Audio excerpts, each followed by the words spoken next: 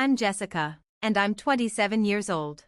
After graduating from vocational school, I began working in medical administration. It was a busy but rewarding job, and I felt a deep sense of fulfillment. However, I decided to quit when I got married. My husband, John, wanted me to focus on our home and asked me to take care of his mother. "Please look after my mother. I'm begging you," he said. "Don't worry, I'll do my best to care for her," I assured him. I never saw myself as someone who clung to a career, so I had no doubts about stepping into this role. I met John through a mutual friend, and after a year of dating, we got married. By that time, he had already lost his father to illness and was living with his mother. "This will be a big help," John said. "I worry about her being all alone." "It's understandable. We can't leave your mother by herself," I agreed. I learned that his mother had fallen ill shortly after his father's passing, leaving her mostly bedridden. John had been managing most of the housework on his own. When I joined their household, my mother-in-law welcomed me warmly. "Let John handle the outside work, and please take over the house for me," she requested. "Yes, mother-in-law, I look forward to working with you," I replied. Our relationship was smooth. She was bedridden, so I naturally took on a dominant role in managing the household. However, the real issue lay in my relationship with John. As soon as we settled into married life, he began to grow distant. "Hey, how about we go for a drive on our next day off?" I suggested one day. "Your mother seems to be doing well, and I think half a day away won't be a problem." "Sorry, I'm tired," was all he said. "I want to rest properly that day." "Oh, I see. I'm sorry," I replied, trying to hide my disappointment. It wasn't long before I noticed that John seemed increasingly bothered by our interactions. At first, I assumed it was because of his busy work schedule, so I didn't dwell on it too much. But as time went on, he started avoiding me more and more. Even our intimate moments became rare. I would plan everything for the perfect night, only to be turned down. "Please, can you be a bit more cooperative? I want to have a child as soon as possible," I pleaded. "I understand how you feel, I want that too. But, sorry, let's try next time," he would say. As I neared 30, I couldn't help but feel a sense of urgency. My mother-in-law had also been urging us to give her a grandchild, and it was painful not to be able to fulfill her wish. But before we could, she passed away. After her death, John's attitude toward me grew colder and more distant. "Welcome home, John. I made your favorite cream stew for dinner," I greeted him one evening. John, are you listening? "Oh, do you want to take your bath first?" "Got it. I'll be waiting." But John had become almost completely silent at home. No matter how much I tried to engage him in conversation, it was hopeless. He ignored me completely. I thought it was likely due to the shock of losing his mother. Naturally, I assumed he just needed time to recover from the emotional toll, so I decided to support him as best as I could as his wife. However, days passed, and John remained uninterested in me. "John, how have you been feeling lately? Are you sleeping well?" I asked gently, hoping for some connection. "I want to discuss something important," I said, trying to break through the silence that had grown between us. "I'm thinking about getting a fertility test. What do you think, John?" But there was no response. I tried to change the subject, hoping to engage him. I talked about his health, his feelings, our child, and our future, anything to spark his interest. But every attempt ended in silence. "John, please say something. Have I done something to upset you? If there's something you don't like or want me to change, please tell me," I pleaded, my voice filled with desperation. But no matter how earnestly I tried, John wouldn't listen. He ignored me completely, and this coldness continued for an entire month. The man I married had become a stranger, and I was at a loss. In my desperation, I sought advice from my old friend Claire. Claire, who works for a cosmetics company, is someone I've always turned to in times of trouble. She's successful, well-connected, and has always offered wise counsel, whether it's about studies, love, or personal struggles. After hearing my story, Claire nodded solemnly. "That's unusual. A couple in their third year of marriage, living under the same roof, and the husband ignores the wife. That's not normal. You haven't done anything wrong, have you, Jessica?" "No, I haven't," I replied, feeling utterly confused. That's why I don't understand why he's become so cold. Claire, sensing my distress, promised to help me get to the bottom of it, though I had no idea at the time. It seemed Claire had already picked up on something. If you've done nothing wrong, Jessica, then it's on him. He must be hiding something shady. Let's find out the truth, whether it's eavesdropping, surveillance, or tailing him. We'll use every means necessary. Is it okay to do something like that? I asked nervously. Absolutely, Claire replied firmly. It's worse to ignore your spouse and keep secrets when you're married. At Claire's suggestion, I secretly installed small eavesdropping devices and cameras throughout our home. Guilt gnawed at me, but my need to uncover John's secret was far stronger. As expected, John continued to ignore me, his silence cutting deeper every day. John, hey, are you listening? I would ask, hoping for any response, but he remained distant. A few days later, my phone rang. It was John. Hello? Where the hell are you? What are you trying to pull? Leaving the house for a week? His voice was full of anger. Why don't you ask yourself why I'm doing this? I shot back. What are you talking about? Speak clearly, I don't understand. Seriously? You haven't noticed? You don't know why I'm so angry? My frustration boiled over. How dare he demand clarity after ignoring me for so long? Prompted by Claire to investigate, I uncovered a shocking truth about John. The betrayal was so devastating that I couldn't stay in our home any longer. I took refuge at Claire's house, my heart heavy with anger and disbelief. It wasn't until the 7th day of my stay that John finally called.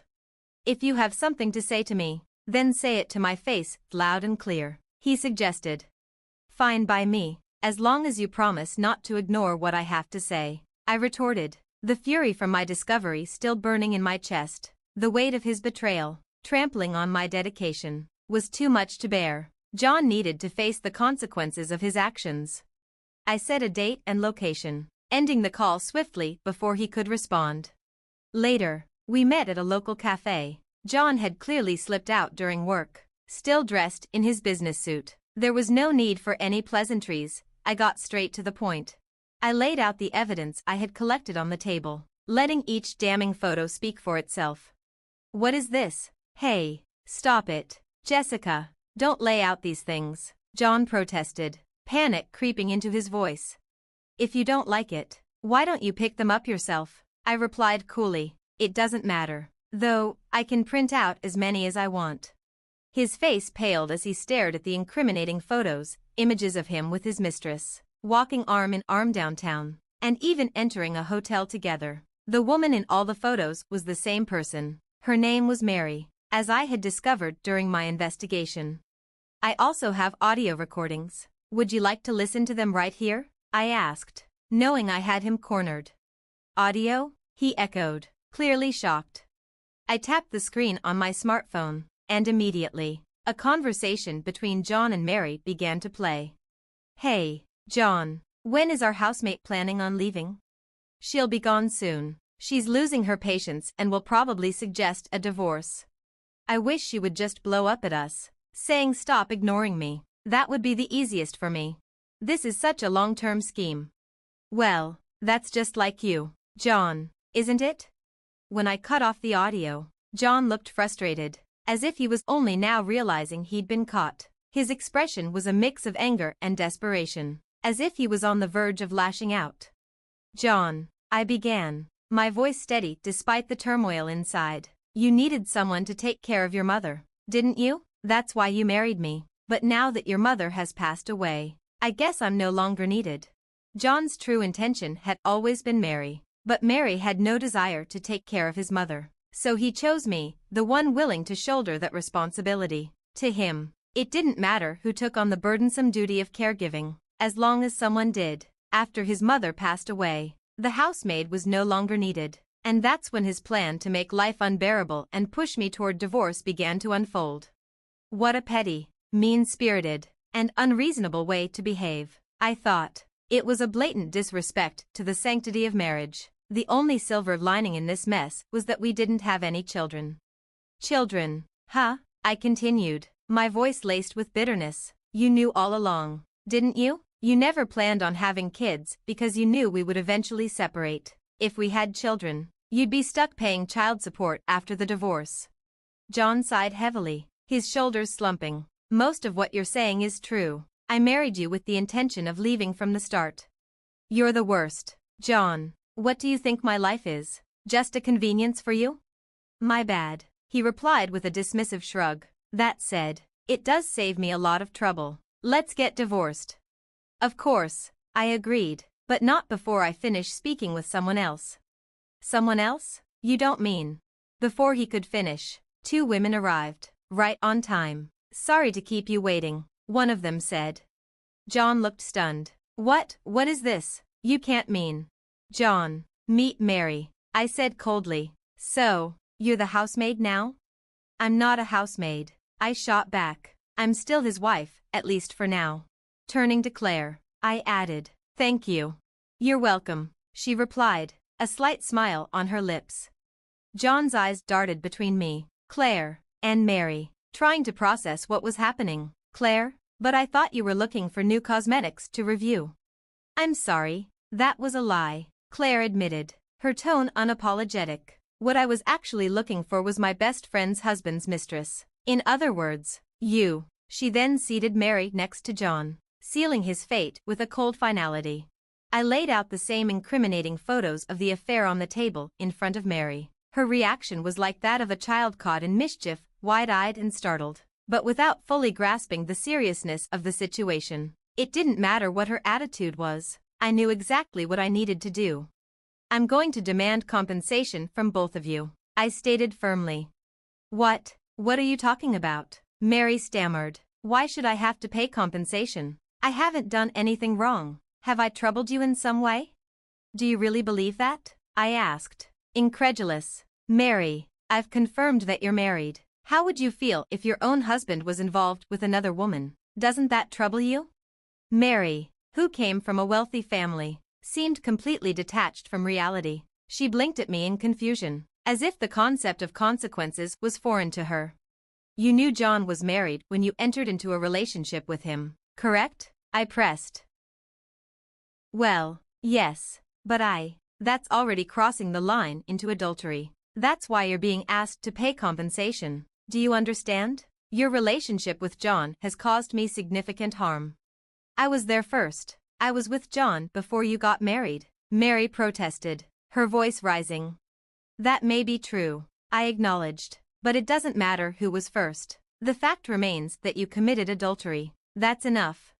Whether she genuinely didn't understand or simply didn't want to, convincing Mary was a tiresome task. Eventually, she slumped onto the table, tears streaming down her face, wailing that her father would definitely scold her. I couldn't help but wonder if she meant her husband. The thought crossed my mind to inform her that I'd be sending a certified letter soon, but I decided against it. I'd probably have to start by explaining what a certified letter even was. While I dealt with Mary, John sat in silence, a solemn expression on his face. He knew the gravity of the situation, even if Mary didn't. John, sign these 2 documents, I said, sliding the papers across the table. One is the divorce agreement, and the other is the divorce petition. He looked over the documents, his expression tightening when he reached the section on compensation. $30,000? Isn't that too much?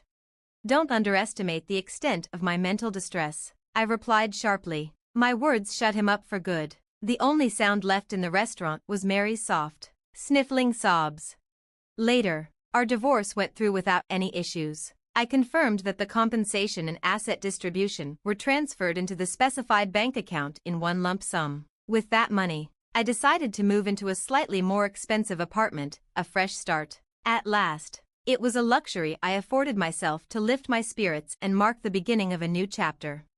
As for John, he had to sell his childhood home to cover the compensation. It was a pitiful sight. After paying the necessary amount, his finances were nearly wiped out. And the $30,000 he paid me wasn't the only debt he had to settle. In the end, John ended up owing well over $100,000. It turned out that Mary was the wife of an executive at one of John's company's crucial clients. When the executive discovered the affair through the certified mail I sent, complete with damning photos as evidence, he was furious. Mary had not only cheated on him but also betrayed his company by leaking sensitive information to John. This caused a major rift between the two companies, and John was caught in the fallout. John lost everything: his job, his reputation, and any support he had from his superiors and colleagues. He was fired and hit with a huge amount in damages. One of his former colleagues even mentioned that John was being given the cold shoulder by everyone he knew. "Poor guy," the colleague said, though there was little sympathy in his voice. "But he brought it on himself. Do you think he'll be repaying this debt for the rest of his life?" "Honestly, I believe that's exactly what will happen," I replied. John's future looked bleak. The overwhelming cost of his affair left him scrambling to make ends meet. He struggled to find another full-time job and eventually gave up, resorting to odd jobs to get by. The life he had so carefully constructed crumbled to dust, leaving him with nothing but regret.